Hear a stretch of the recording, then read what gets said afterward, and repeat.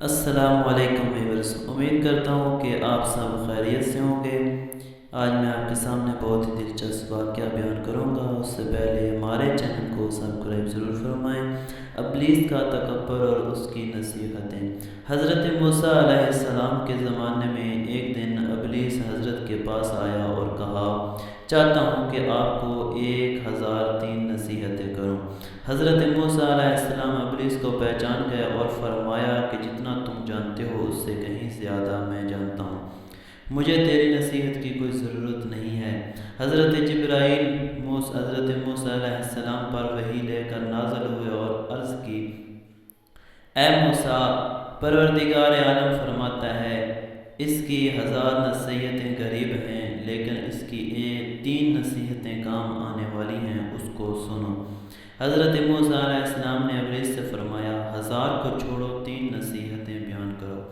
ابلیس نے کہا کہ جب بھی کسی نیک کام کو انجام دینے کا ارادہ کرو تو فوراً اس کو انجام دو، ورنہ تم کو پشیمان کروں گا۔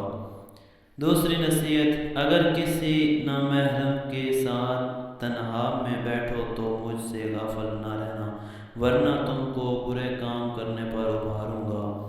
نمبر 3، جب بھی تم کو غصہ آئے تو اپنی جگہ کو تبدیل کر لو، ورنہ تم کو لڑائی جھگڑے کے لیے تیار کروں گا۔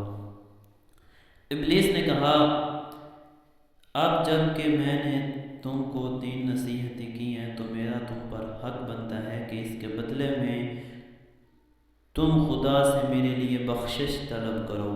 حضرت موسیٰ علیہ السلام نے ابلیس کی چاہت کو پروردگار عالم سے عرض کیا۔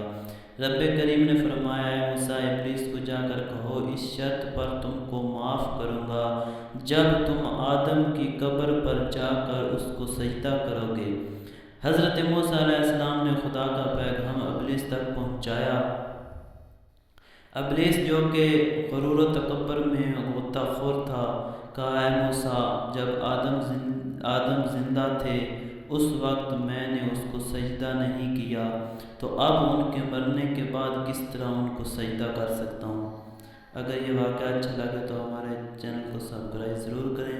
والسلام علیکم ورحمۃ اللہ وبرکاتہ۔